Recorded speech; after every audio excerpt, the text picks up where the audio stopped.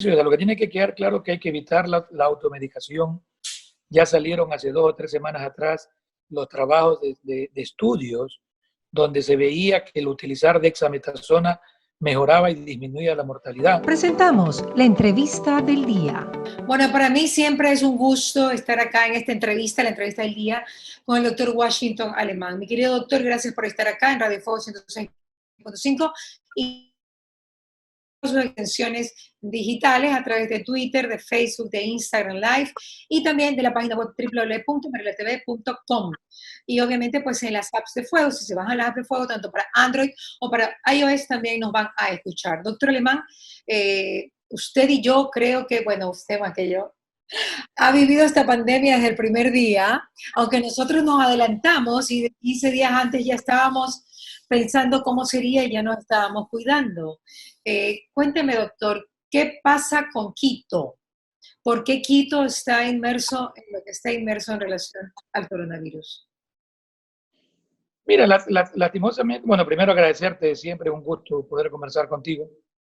Lastimosamente yo creo que no existe país en el mundo donde todas las estrategias que probablemente hayan querido aplicar han sido insuficientes. Países del primer mundo, mira tú, los Estados Unidos, Brasil, Europa, es decir, yo creo que no existe un sistema sanitario que pueda garantizar que esta pandemia pueda decir que haya salido airoso. Ok. Pero, doctor, ¿eso quiere decir que hay métodos que funcionan para unas ciudades y otros que no? Es que definitivamente yo creo que si bien es cierto puede que existan cosas similares, pero también hay muchas particularidades dentro del manejo de esta pandemia, ya que no existen dos ciudades iguales, es decir, las estrategias probablemente habrán cosas generales, pero habrán particularidades que habrá que implementarlas de acuerdo a cada localidad, ¿no? Por ejemplo, doctor, en Quito, si hablamos de una particularidad de Quito que no la tuvo Guayaquil, porque nosotros nos copiamos mucho de lo que pasaba en Milán, ¿ok? Y lo adaptamos algunas cosas acá a Guayaquil, de hecho lo conversamos con usted. ¿Qué pasa con Quito? ¿Cuál sería la particularidad de Quito? Mira, yo creo que hay un tema que todavía no queda muy bien claro y es la altura, donde probablemente a la final la disminución de la saturación de oxígeno juegue un rol fundamental. No nos queda claro todavía, o sea, nadie puede afirmarlo, pero dentro de las muchas hipótesis, cuando uno conversa o analiza esta pandemia, creemos que la altura puede que juegue también un rol, probablemente, o tenga su rol dentro de lo que es esta pandemia. Acordémonos que esta pandemia, este virus produce un cuadro de falta de oxígeno a nivel pulmonar.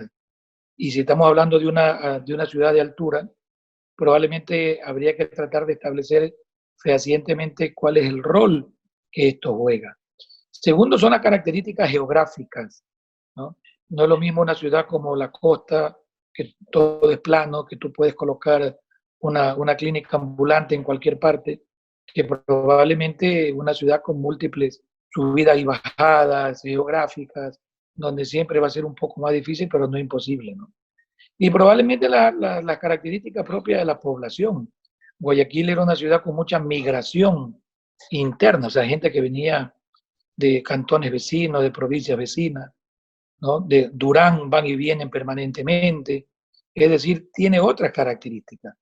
Entonces yo creo que todo eso tiene que pensarse para cuando uno implementa alguna estrategia local, ¿no? Eso y muchas cosas más, ¿no? Ok, eso, muchas cosas más que tiene particularidad con Quito en este momento. Pero ¿cuál sería una recomendación que usted le da a los quiteños? Porque ayer me llamó un amigo y me dijo, ¿me puedes pasar, por favor, de Quito, la entrevista del doctor Alemán que me hiciste cuando empezó la pandemia? Porque la voy a pegar, mira, como en todas las redes sociales que pueda, porque realmente sí se está queriendo escuchar una voz de alguien como usted que haya pasado por este tema a través de la mesa técnica del municipio con éxito. Cuéntenos qué recomendación usted le haría a nuestros hermanos quiteños. Mira, justamente recién acabé de hablar con el alcalde Yunda, Okay. porque nosotros del municipio tenemos unos médicos que a través de la autorización del municipio están colaborando Y justamente conversaba con él y les mencionaba de que yo creo que esta enfermedad hay que seguirla yendo a buscar a los barrios. O sea, no se puede seguir esperándola en las emergencias de los hospitales, ¿no? O sea, yo creo que uno tiene que tratar de colocar carpas, clínicas ambulantes, en sitios, porque lo que uno tiene que tener claro, Mariela, que esto es una guerra. Y en las guerras, a veces tú no tienes tiempo ni siquiera de bañarte. En las guerras, probablemente no sabes si desayunas, almuerzas o meriendas. O sea, los 30 días que vivió Guayaquil probablemente era una guerra. O sea, uno no podía darse el lujo de ponerse un frac para ir a comer.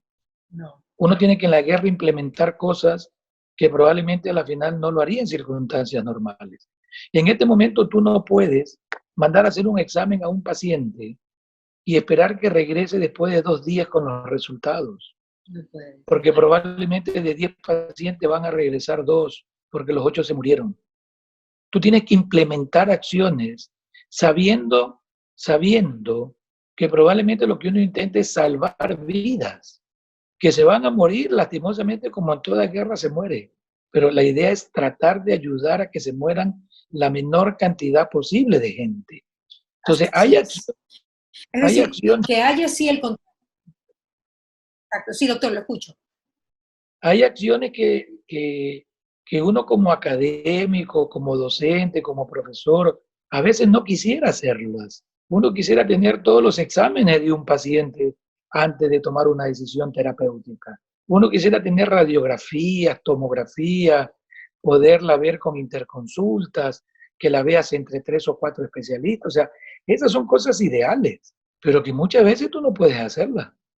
Por eso es que, al menos acá, nosotros pusimos 4 criterios cuando capacitábamos a los médicos que le mencionaba al alcalde Yunda, que en base a 4 criterios uno sabía si había medicamentos como los corticoides, que creemos que los corticoides cambiaron la historia en el manejo de esta enfermedad. Los corticoides, los corticoides nosotros los venimos usando desde el inicio de la pandemia, lógicamente que nos costó 10.000 vidas, ¿no? Porque tanto la OMS como China nos decían que no lo usemos. Y probablemente a la final uno de los errores nuestros fue retardarnos en usarlo. Pero nosotros lo comenzamos a usar y nos dimos cuenta que era lo que nos salvaba las vidas de mucha gente. Y ver ahora, hace 2 semanas acá, publicaciones que digan que los corticoides son los que salvan a los pacientes, ¿no? Probablemente a la final en nuestra conciencia nos queda, ¿por qué no lo usamos antes, no?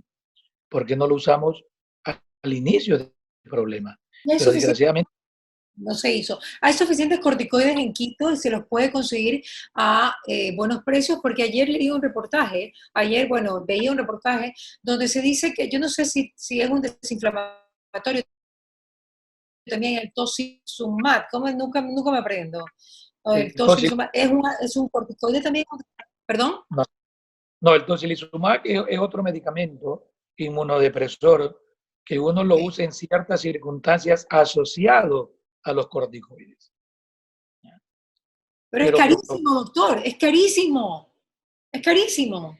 A ver, nosotros el tocilizumab en la época, en nuestra crisis, probablemente lo usábamos, porque acuérdate que en esa época usábamos de todo, ¿no? Usábamos de todo, pero el transcurso de los días y semanas nos enseñó que probablemente ya no es muy necesario, que ahora lo usamos muy puntualmente en casos muy puntuales, ¿no? Sí. Es decir, ya era como hace probablemente en la época terrible que pasamos, donde la poca experiencia que íbamos, o la experiencia que íbamos adquiriendo, hacía que usemos todo lo que a la final estaba disponible. En este momento, yo creo que podemos decirte que el tocilizumab probablemente casi lo usamos muy poco, que en este momento sabemos que las drogas que cambian la historia en esta enfermedad se llaman corticoides y que hay que tratar de saberlos usar en el momento adecuado. Y yo sé que todos los médicos sabemos que son drogas que no la quisiéramos usar porque tienen muchos efectos colaterales. Pero yo creo que uno tiene que poner en una balanza riesgo-beneficio. Claro. Y además no se le puede administrar desde el primer momento, doctor. Eso es lo importante dejarlo claro, porque en las primeras instancias del virus hay que saber, y la gente que me está viendo también de Quito, hay que saber que son otros los medicamentos que son apropiados para las primeras partes del contagio, ¿no? Los primeros estadios. Mira, nosotros, eso es lo que le comentaba yo al alcalde Yunda, que existen 4 criterios claros cuando usar corticoides, ¿no? Un paciente que tiene más de 7 días, un paciente que tiene trastorno de la oxigenación en sangre, medido por el oxímetro, que es menos de 92, un paciente que tiene fiebre y el paciente que tiene dificultad respiratoria. Es decir, si tú reúnes estos 4 criterios, la probabilidad de que ese paciente esté en un cuadro que se llama tormenta de citoquinas es muy alta. Y el único medicamento que puede ayudar a calmar esta tormenta de citoquinas son los corticoides. O sea, no existe otra droga. Entonces, vuelvo y te lo repito, Mariela, no estamos diciéndole a la población que se automedique. Y eso yo creo que hay que aprovechar programas como el tuyo para tratar de dejar claro. No estamos diciendo que le demos corticoides a toda persona y a todo el mundo. No, los corticoides tienen que ser prescritos por los médicos.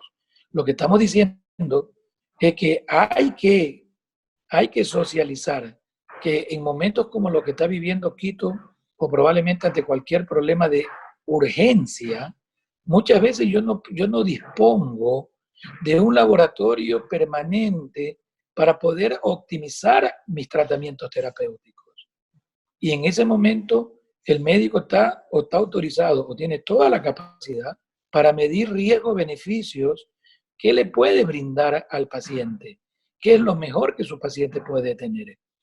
Pero yo creo que situaciones como esta, vuelvo y te lo repito, contando la experiencia que nosotros vivimos acá en Guayaquil, ¿no? Nosotros recetábamos corticoides hasta por teléfono cuando tuvimos la plena crisis acá.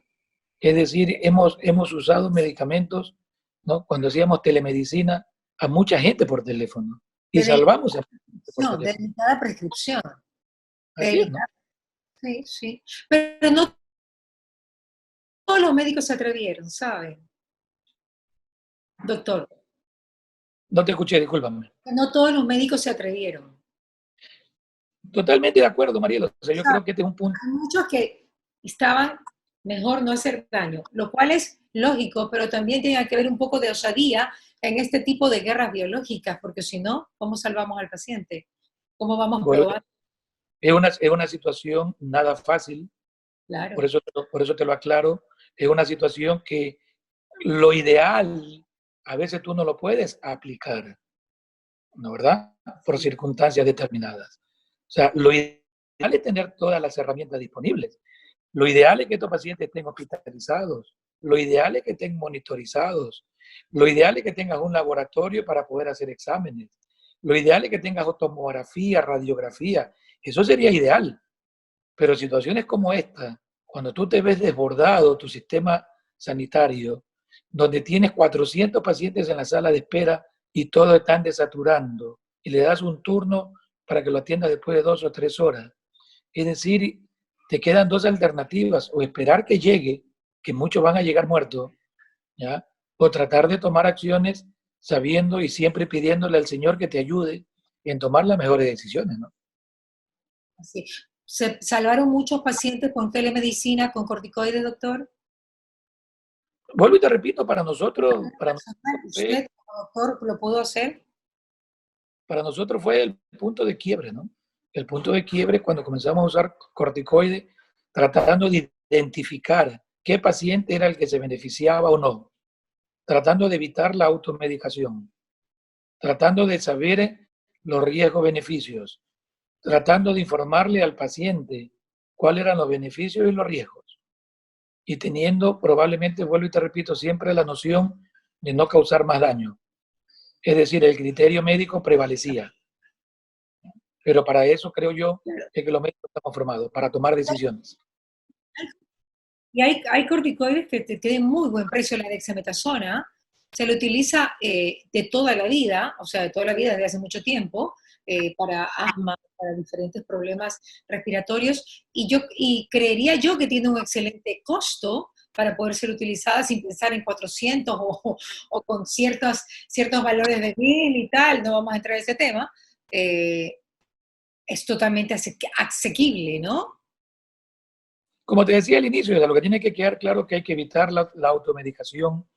Ya salieron hace 2 o 3 semanas atrás los trabajos de estudios donde se veía que el utilizar dexametasona mejoraba y disminuía la mortalidad. Lo que no estamos de acuerdo probablemente son que en esos trabajos utilizaban dosis bajas. Nosotros en el país utilizamos dosis un poco más altas.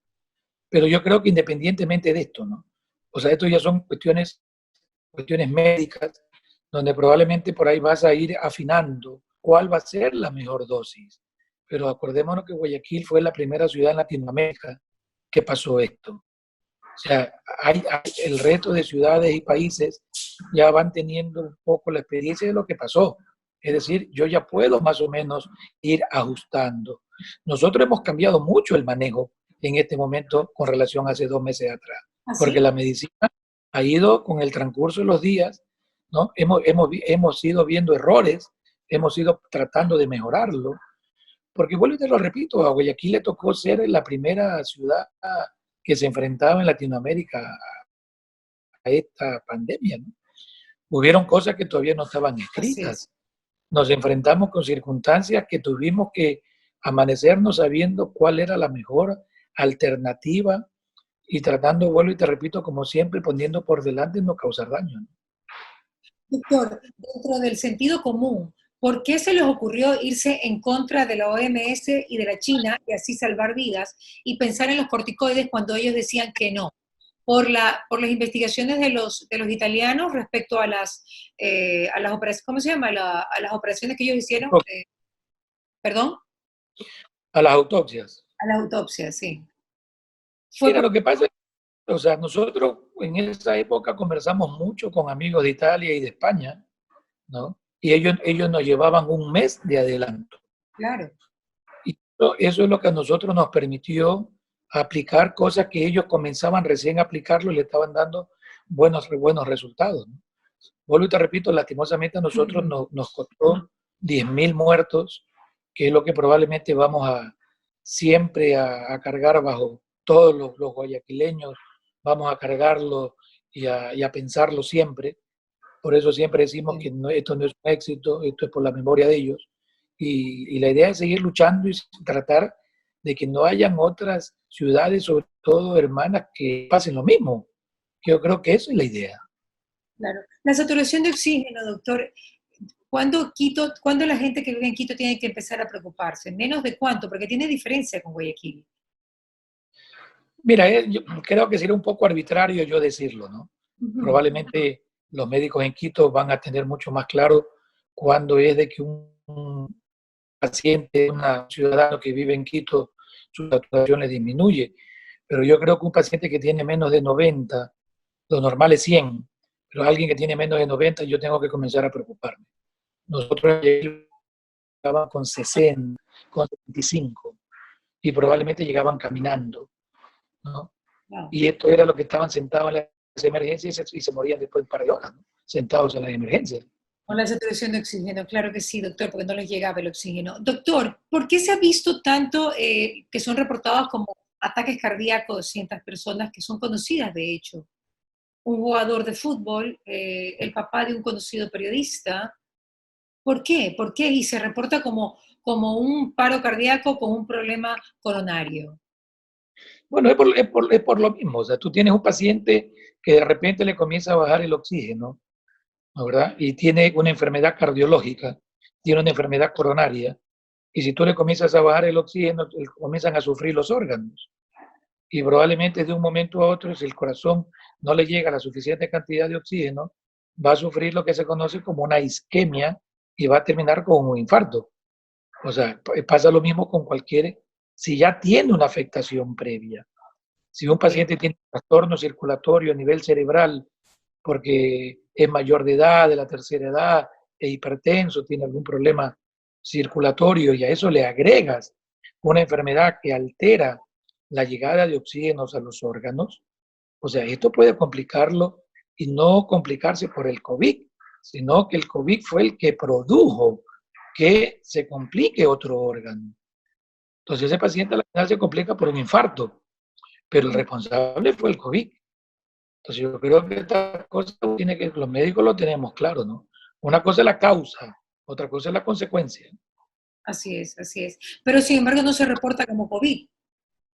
Hay Y muchos bueno, que no se mucho, reportan como COVID y si hay una confusión, tal vez para no llegar a alarmar a la gente o por el cerco epidemiológico que pueda ser muy grande en relación a las personas con las que haya estado en contacto. Me parece que eso está pasando últimamente, doctor.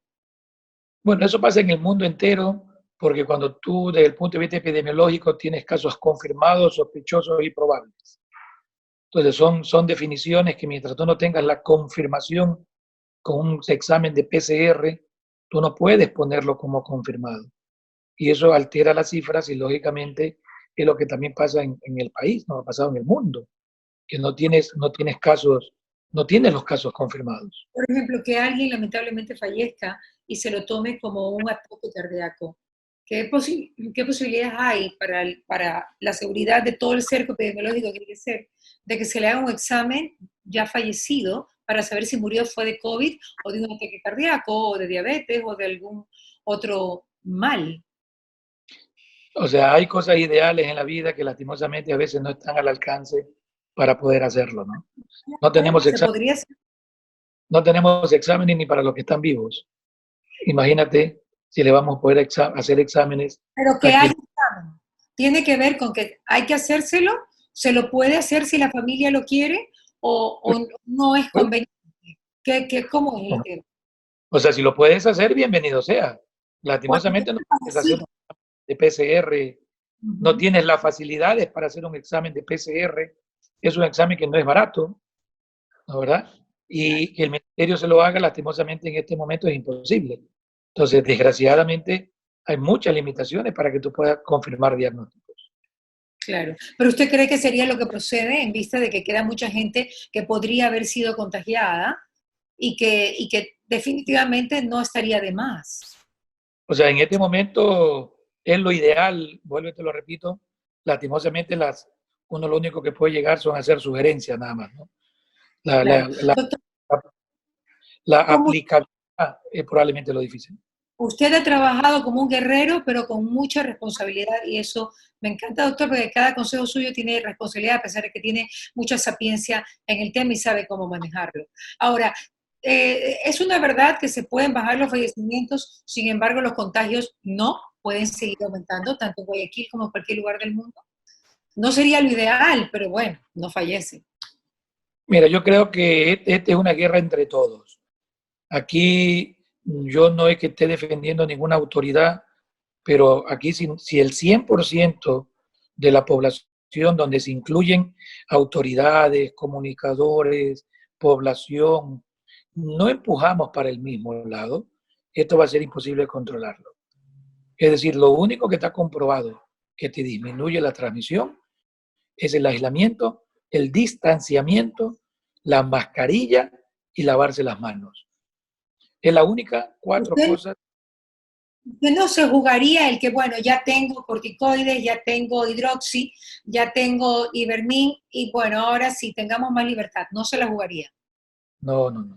Sí. En este momento, incluso a quienes le han dado o quienes tuvieron COVID, la recomendación que estamos haciendo es que el hecho de que usted lo haya tenido a alguien no le garantiza que no le vuelva a dar. O sea, creemos que no le va a dar por ahora, pero no existe ninguna autoridad y no existe nadie que pueda decirle o garantizarlo que por haberte dado ya tú puedes tener libertad para poder realizar tus actividades normales. En este momento, todas las medidas preventivas tienen que ser aplicadas por todos, ¿no? A quienes no le haya dado, quienes también le haya dado. Ok, perfecto. Ok, doctor, eso es importantísimo. Cuénteme cómo estamos, ya para finalizar, cómo estamos en Guayaquil, de qué estamos hablando, de contagios en relación también a fallecimientos. ¿Cómo estamos en Guayaquil? Miren, Guayaquil, todavía, gracias a Dios, creo que estamos todavía con las cifras estables. Todavía tenemos pacientes que hay, pero Guayaquil es una ciudad, vuelvo y te repito, que tiene mucha migración nacional. ¿no? Gran parte de los pacientes en los hospitales son compatriotas que están llegando de otros cantones y de otras provincias. Hay muchos ciudadanos que viven en Guayaquil, pero cuyo trabajo es fuera de Guayaquil. Tienen que viajar a la península, tienen que viajar a los ríos, tienen que viajar a otras partes, y a lo que regresan se infectan e infectan a su familia. Es decir, todavía, ¿no, verdad? Tenemos casos, pero yo creo que por ahora seguimos ayudándonos gracias al apoyo político que tenemos de parte de la municipalidad, en donde esta sectorización que hemos hecho en la ciudad nos está sirviendo para que cada sector hemos formado equipos, para que cada equipo se haga cargo de cada sector. Y cada grupo que está conformado por médicos, epidemiólogos, líderes barriales, permanentemente están capacitando, buscando casos para tratar de que no salgan de su sector si es que en algún momento encontramos algún caso y poder brindarle atención médica, ¿no? No, yo sé que no es tanto su área, pero ¿usted cree que vamos a llegar pronto a un semáforo en verde en Guayaquil? Mira, personalmente creo que hasta que el país no esté estabilizado dentro de las cifras, es muy difícil verlo a Guayaquil como una ciudad aislada. Es difícil que tu casa esté libre si está rodeada de incendios. Probablemente por más incendio que tengas al lado de tu casa, tú vas a tener que salir de la misma hasta que todo se controle, ¿no? La sugerencia es que hasta que el país no mantenga una tendencia a controlarse, yo creo que sería muy prematuro, ¿no?, pasar un semáforo en verde, porque esto lo que haría es aumentar la migración interna, y creo que ya estamos viendo lo que está pasando en otras ciudades donde se ha abierto el semáforo, que rápidamente hay rebrotes o hay recaídas de casos, ¿no? Ok, ahora sí, para finalizar, doctora, es que yo me endulzo con usted. El tema de la vacuna, ¿cuándo llega? ¿Tendremos ya vacuna de Oxford? ¿Tendremos ya vacuna de Israel? ¿Tendremos ya vacuna de algún lugar del mundo, de Estados Unidos, de Brasil? No sé. Mira, vuelvo y te lo repito, hay muchos laboratorios, mucha industria que están trabajando en ella Pero y ya ahora, están en... de julio, ¿cuál es Pero yo creo que esto hasta fin de las últimas año, noticias? hasta fin de año o principio del próximo año, creo que no vamos a tener noticias para poderlas comercializar, ¿no? Tanto así, doctor. Hasta el próximo año. Faltan todavía algunos mesecitos. Mira, y cuando ya la tengas, vamos a ver quién tiene la capacidad de producir vacunas para todo el mundo, ¿no? O sea, es imposible que desde el punto de vista de producción tú puedas producir para todo el mundo. Es decir, vamos a ver cuáles son o quienes priorizan, para quienes se le vende primero que otros, ¿no? Entonces, lastimosamente, hay muchos intereses que yo creo que no podemos hablarlo de una manera tan libre sin tener las pruebas o garantías. Pero ya esto ha pasado en la historia y lastimosamente siempre los países subdesarrollados tenemos que ponerlo en la fila.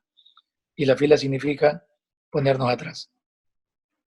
Bueno, pero hoy día nuestro presidente, Lenín Moreno, hablaba sobre el hecho de cómo le ha afectado a Ecuador y a Latinoamérica en general, con una crisis económica, el tema de la pandemia. Por lo tanto, yo creería que en esta época hay que ser más empáticos y ver que son los países más afectados con crisis económica las que deberían, a través de ONG o yo qué sé, o ayudas internacionales, pues tener primero la vacuna, porque somos los que más lo necesitamos, doctor Alemán. O sea, tu razonamiento es un razonamiento cristiano, al cual probablemente yo me apego. Pero la industria farmacéutica es un negocio, ¿no? Y la industria farmacéutica va a vender a quien se las compre. Y probablemente países que no tienen recursos en este momento para poder ni siquiera darle de comer a su gente, vamos a ver de dónde sacan recursos para comprar. Lastimosamente, la industria farmacéutica, la sensibilidad de ellos no pasa por cristianismo, pasa por un negocio, y desgraciadamente eso es lo que diferencia probablemente esta industria de otro tipo de industria. Hemos presentado la entrevista del día.